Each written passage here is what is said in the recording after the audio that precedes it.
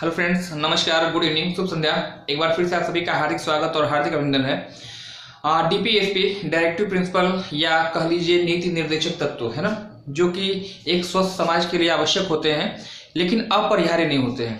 परीक्षा की दृष्टि से एक बहुत ही इंपॉर्टेंट टॉपिक है और साथ ही साथ याद रखिएगा, यहाँ से भी एक दो क्वेश्चन 100% आपके मिल जाते हैं। अगर आप प्रतियोगी परीक्षाओं की तैयारी कर रहे हैं, किसी भी वनडे एग्जाम की तैयारी कर रहे हैं, तो आप इस चैनल में जरूर जुड़िए। इस चैनल सब्सक्राइब करके बेल आइकन को प्रेस कर दीजिएगा, क्योंकि प्रतियोगी परीक्षाओं की दृष्टि से महत्वपूर्ण कंटेंट यहाँ पे प्रोवाइड किए जाते हैं। आइए शुभारंभ करते हैं आज की इस क्लास का।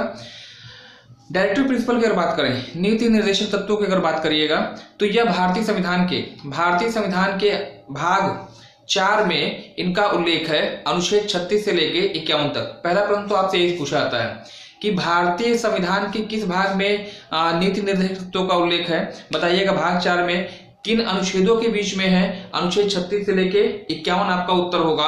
और सबसे महत्वपूर्ण प्रश्न जो आपका बनता है इस टॉपिक से पूछा जाता है कि जो नीति निर्देशक तत्व हैं किस देश के संविधान से लिए गए हैं। आप पिछले 10 साल का किसी भी वनडे एग्जाम का प्रैक्टिस सेट उठा के देखिएगा, यह क्वेश्चन 101% आपको यहाँ से बनता है कि किस देश के संविधान से डीपीएसपी लिया गया है, यानी नीति निर्देशक तत्वों को लिया गया है। तो उत्तर आपका यहाँ पे क्या हो जाएगा? आयरलैंड, है ना। 36 से लेके 51 तक जो है इनका उल्लेख होता है और किस अनुच्छेद में क्या चीजें कही गई हैं, यह आपसे हमेशा प्राय एग्जाम में पूछा जाता रहा है। यहाँ पे कुछ महत्वपूर्ण अनुच्छेद यहाँ पे लिखे गए हैं, इनके संबंध में जो भी महत्वपूर्ण चीजें हैं मैं यहाँ पे अगले 8 से 10 मिनट चर्चा करूंगा। निश्चित रूप से जो है आपके लिए बेनिफिशियल होगा। वीडियो को अंत तक देखिएगा, है ना, और अधिक से शेयर करिएगा ताकि यह वीडियो वहां तक पहुंच सके जहां पर इसकी वास्तव में जरूरत है, वास्तविक लोगों को आवश्यकता है। अनुच्छेद 36 की बात करिएगा। नीति निर्देशक तत्वों की परिभाषा है। नीति निर्देशक तत्व क्या है, यह क्यों आवश्यक है हमारे लिए, आयरलैंड संविधान से इनको लिया गया है। परिभाषा जो आपकी है इसका उल्लेख जो है वह आपका अनुच्छेद 36 में है। ज्यादा इंपॉर्टेंट नहीं होगा, केवल ध्यान रखिएगा, क्योंकि सीक्वेंस में आता है तो बताना मेरी जिम्मेदारी है, ताकि आप ये ना कहें कि हाँ सर ये चीजें आपने नहीं बताई है ना। अनुच्छेद 38 इंपॉर्टेंट होगा आप लोग के लिए, आर्थिक नियोजन, है ना। अनुच्छेद 38 आपका संबंधित है इकोनॉमिक प्लानिंग से, यानी आर्थिक नियोजन से। और वही अगर बात करिएगा, अनुच्छेद 39 आपके लिए इंपॉर्टेंट होगा। अनुच्छेद 39 समान कार्य के लिए समान वेतन का प्रावधान करता है, इसको भी आपके लिए इंपॉर्टेंट होगा। अनुच्छेद 39 क्या हो जाएगा आपका? समान कार्य एवं समान वेतन,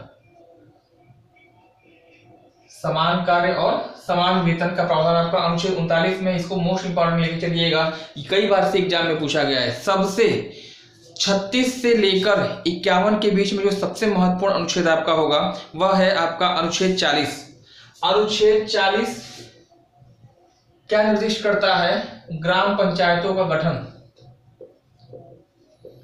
ग्राम पंचायतों का गठन सबसे ज्यादा प्रश्न पूछा गया है आपका यही। और स्पेशली अगर बात किया जाए उत्तर प्रदेश अधीनस्थ सेवा चयन आयोग, यूपी ट्रिपल एससी आयोग का जो है यह फेवरेट क्वेश्चन है। लगभग हर एग्जाम में अधीनस्थ सेवा चयन आयोग के जितने भी वनडे एग्जाम हुए हैं, आप उसका इतिहास उठा के देखिएगा, हर एग्जाम में यह आपका अनुच्छेद पूछा गया है। 4 अनुच्छेद आपको दिया जाता है, कहेगा कि निम्नलिखित में से कौन सा अनुच्छेद ग्राम पंचायतों के गठन से रिलेटेड है, संबंधित है। उत्तर आपको बताना होगा अनुच्छेद 40। पहली चीज हो गई। ग्राम पंचायतों की बात करिएगा, ग्राम पंचायत किससे रिलेटेड है? अनुसूची की बात करिएगा तो 11वीं अनुसूची, 11वीं अनुसूची में ग्राम पंचायतों का संबंध है। अनुच्छेद 40 याद रखिएगा, 243 याद रखिएगा, और साथ में याद रखिएगा 73वां संविधान संशोधन, जो कि 1992 के अधिनियम से जो है पारित किया गया था और 1993 में जो प्रभावी हुआ था, है ना। जब भी ग्राम पंचायत की बात आती है, यहाँ मैं आपको चीज बता दूं, ग्राम पंचायत की जब भी बात आती है, पंचायतों के गठन की जब भी बात आती है, कुछ महत्वपूर्ण चीजें हैं जो कि एग्जाम में हमेशा पूछी जाती है इस टॉपिक से, पंचायती व्यवस्था से। सबसे पहली चीज, इसका उल्लेख जो है भारतीय संविधान के भाग अनुच्छेद की पहले अगर बात करिएगा, अनुच्छेद 40 है जो कि डीपीएसपी के तहत है, और साथ ही साथ अनुच्छेद 243 से लेकर 243 ओ तक, है ना। अनुच्छेद 40 और अनुच्छेद 243 में जो है ग्राम पंचायतों का गठन का व्यवधान किया गया है, विवरण दिया गया है। दूसरी चीज, भाग की बात करिएगा, भाग आपका होगा 9। और अगर पूछा जाए अनुसूची, अनुसूची अगर आपसे पूछी जाती है तो अनुसूची बताइएगा, 11वीं अनुसूची में इसका उल्लेख है। तीसरी चीज ग्राम पंचायत, जो पंचायती राज व्यवस्था है, इसकी स्टार्टिंग कब हुई थी और कहां से हुई थी, तो डेट आपको याद रखना होगा 2 अक्टूबर 1959, 2 अक्टूबर महात्मा गांधी जी का जन्मदिन। और राजस्थान में एक स्थान आपका पड़ता है नागौर, नागौर राजस्थान से जो है इसकी स्टार्टिंग हुई थी, तो इसको भी आपको ध्यान रखना होगा। और सबसे महत्वपूर्ण चीज याद रखिएगा, ग्राम पंचायतों के संबंध में एक कमेटी का नाम आता है बलवंत राय मेहता कमेटी के सिफारिश पे जो है आपका इसको शामिल किया गया था। त्रिस्तरीय पंचायती राज व्यवस्था का जो है इसने रिकमेंडेशन दिया था। तो पंचायती राज से जितने प्रश्न आपके बनते हैं वो मैंने आपको यहाँ बता दिया है। प्रॉपर जब मैं ये टॉपिक आपको पढ़ाऊंगा तो और विस्तार से इस पे चर्चा की जाएगी, है ना। तो अनुच्छेद 40 आपका हो गया ग्राम पंचायत गठन से संबंधित है। अनुच्छेद 42 की अगर बात करिएगा तो 42 आपका जो है प्रसूति सहायता, प्रसूति सहायता से रिलेटेड है। और वहीं अनुच्छेद 44 जो आपका है वो इंपॉर्टेंट होगा, यह है समान सिविल नागरिकता, कोड ऑफ कंडक्ट, है ना, समान सिविल नागरिकता से रिलेटेड है, यह आपके लिए इंपॉर्टेंट होगा अनुच्छेद 44। अनुच्छेद 45 की बात करिएगा, 0 से लेकर 6 वर्ष के बालकों के लिए निःशुल्क शिक्षा का प्रावधान किया गया है। यह अनिवार्य तो नहीं कहेंगे, लेकिन हाँ एक स्वच्छ समाज का एक दायित्व बनता है कि जो छोटे बच्चे हैं 0 से 6 आयु वर्ग के जो बच्चे हैं, ठीक है, 0 से 6 आयु वर्ग के जो बच्चे हैं इनके लिए शिक्षा का प्रावधान किया गया है, निःशुल्क शिक्षा का प्रावधान होगा अनुच्छेद 45 के तहत। तो ये इंपॉर्टेंट आपके लिए होगा, स्पेशली अगर आप टेट का एग्जाम देते हैं या किसी भी भर्ती परीक्षा, शिक्षक भर्ती परीक्षा की तैयारी करते हैं तो अनुच्छेद 45 आपका हमेशा एग्जाम में पूछा जाता है ना। अनुच्छेद 45 एक बार निकाल कर लेते हैं। अनुच्छेद 36 की बात करिएगा, अनुच्छेद 36 जो आपका है परिभाषा आपका है। अनुच्छेद 38 में आपका आर्थिक नियोजन है। 39 आपका जो है समान कार्य और समान वेतन की बात करता है। अनुच्छेद 40 की बात करिए ग्राम पंचायतों गठन से रिलेटेड है। अनुच्छेद 42 की अगर बात करते हैं तो इसमें जो है प्रसूति सहायता का उल्लेख है। और साथ ही साथ 44 की अगर आप बात करते हैं तो समान सिविल नागरिकता की बात यहाँ पे की जाती है ना।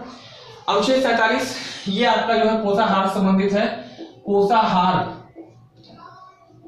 से संबंधित अनुच्छेद है।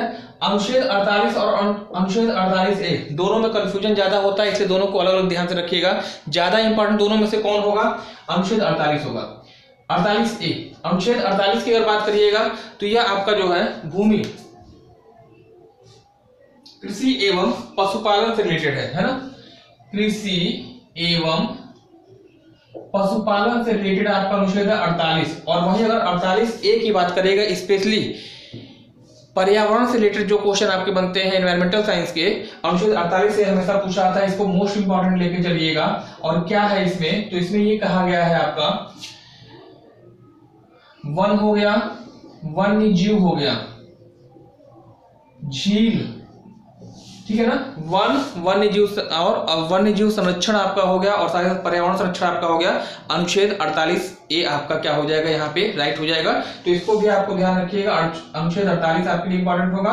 49, 50 और 51 यह तीनों ही इंपॉर्टेंट है, तीनों ही आपसे पूछे जाते हैं। राष्ट्रीय धरोहर के संरक्षण की बात करिएगा, राष्ट्रीय धरोहरों का संरक्षण अनुच्छेद 49 में आपका कहा गया है। और वहीं अगर 50 की अगर आप बात करते हैं तो 50 में आपका क्या है, कार्यपालिका एवं न्यायपालिका, है ना, कार्यपालिका एवं न्यायपालिका के पृथक्करण की बात करता है आपका अनुच्छेद 49 और 49 में क्या कहा गया है, 49 में आपका जो धरोहर का संरक्षण है। 50 की अगर बात करिएगा तो कार्यपालिका और न्यायपालिका का विघटन है, विघटन कही गया, पृथक्करण कर लीजिएगा, पूरी तरह से सेपरेट है, मतलब एक दूसरे के मामले में इंटरफियर नहीं कर सकते हैं। सबसे लास्ट में अनुच्छेद 51 अंतरराष्ट्रीय सद्भाव, यह भी आपके लिए क्या हो जाएगा, इंपॉर्टेंट होगा। अंतरराष्ट्रीय सद्भाव की अगर बात करिएगा तो अनुच्छेद 51 आपका यहाँ पे उत्तर सही होने जा रहा है ना। तो यह जो आपका कुछ महत्वपूर्ण चीजें रही नीति निर्देशक तत्वों के संबंध में। जो प्रश्न आपके बनते हैं, मैक्सिमम जो क्वेश्चन आपके बनते हैं वो यहीं से बनेंगे, अनुच्छेद से ही बनेंगे। अनुच्छेद 36 जिसमें की परिभाषा कही गई है, 38 में आपका आर्थिक नियोजन है, 39 की बात करेगा समान कार्य समान वेतन की बात कही गई है, अनुच्छेद 40 ग्राम पंचायतों के गठन से रिलेटेड है, 42 आपका प्रसूति सहायता है और 44 आपका कोड ऑफ कंडक्ट मतलब समान सिविल नागरिकता की बात करता है ना। 45 0 से 6 वर्ष के बालकों के लिए अनिवार्य शिक्षा का प्रावधान करता है और वहीं 47 की बात करिएगा तो पोषाहार से रिलेटेड है, 48 कृषि और पशुपालन से रिलेटेड है, वहीं 48A की बात करिएगा तो यह जो आपका है वन्य जीव संरक्षण और जीव संरक्षण की बात करता है आपका 48। 49, 50, 51, 49 में आपका राष्ट्रीय धरोहर का संरक्षण, 50 की अगर बात करिएगा तो 50 में कार्यपालिका और न्यायपालिका का जो पृथक्करण है, और सबसे लास्ट में आइएगा तो अनुच्छेद 51 जिसमें कि आपका अंतरराष्ट्रीय सद्भाव की बात कही गई है ना। तो ये आपके 36 से 51 तक के महत्वपूर्ण अनुच्छेद हो गए डीपीएसपी से रिलेटेड, यानी नीति निर्देशक से संबंधित, जहां से प्रश्न आपके संभावित होते हैं, है ना। तो आज के लिए फिलहाल इतना ही, मिलते हैं अगले क्लास में। धन्यवाद, have a nice day, good night.